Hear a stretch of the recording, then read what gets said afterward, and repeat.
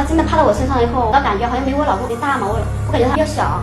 一回气还好像醒悟起来了，那个时候已经很晚了，他趴到我身上一会儿了嘛。半夜睡觉不关门会有什么危害？镜头前的张女士和李女士会告诉你们答案。首先出现的女主角是张女士，她如今提起那晚发生的事，就感觉有些后怕和意犹未尽。那是一个风雨交加的深夜，张女士下班回家后身心俱疲，躺在床上不过3秒就陷入沉睡。殊不知她家的屋门正露着一条门缝，给了幕后黑手可乘之机。对方其实是名盗窃犯，进入屋里后本想行窃，奈何床上的美女太过妖艳，邪念冲昏了他的理智。就这样，盗窃犯又增加了一个罪名，开始向张女士的身上缓缓靠去。把我生的时候，我感觉是真的是我老公，但是我没有多想。张女士并未反抗，因为每次老公半夜回家，都会用这种方式来犒劳自己。然而隧道工程刚进行到一半时，张女士突然感觉到哪里怪怪的，我感觉好像没我老公的大嘛，我感觉他比较小。但她意识到不对劲时，已经为时已晚。因为对方仅用了几秒钟的时间，就完成了剩余的工程。张女士惊呼一声亚麻呆，立即爬了起来。陌生男子见状拔腿就跑。当民警得知张女士的经历后，便开始立案调查此事。怎料期间又有一名受害者前来报案，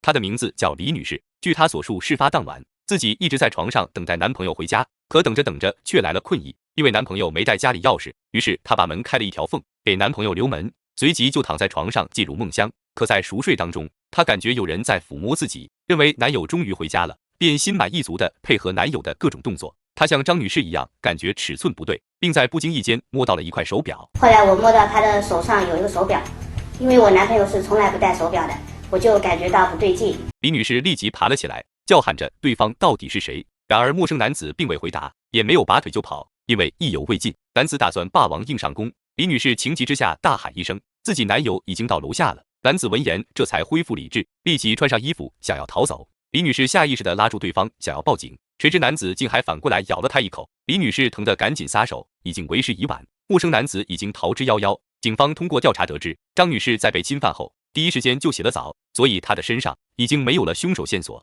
不过李女士在被侵犯后，凶手曾咬过她的手腕，所以这也成了破案的关键线索。通过提取手腕上的 DNA， 终于确定了嫌疑人的身份，对方名叫姜某，是个彻头彻尾的盗窃犯。先后入狱6次的他，依旧死不悔改。就这样，在盗窃中，他发现了一片新大陆。门不锁的，开的，我抬了进去了，抬了进去，一个人在床上我爬上去嘛，把他弹骨头了一半，我自己扭在骨头了一半，我爬上去嘛，亲了一个嘴。当时自己亲了对方一口后，发现对方并未反抗，而是乖乖配合，所以干脆一不做二不休，恣意释放着自己的千军万马。没成想，对方对尺寸的把控如此炉火纯青，很快就发现自己不是他们的男朋友。他本以为只要迅速逃离就能溜之大吉，没想到警方只通过一个衙役就找到了自己。因为姜某多次入狱死不悔改，等待他的将是最严厉的制裁。在此奉劝大家，睡觉前一定要关好房门，以防盗贼趁虚而入。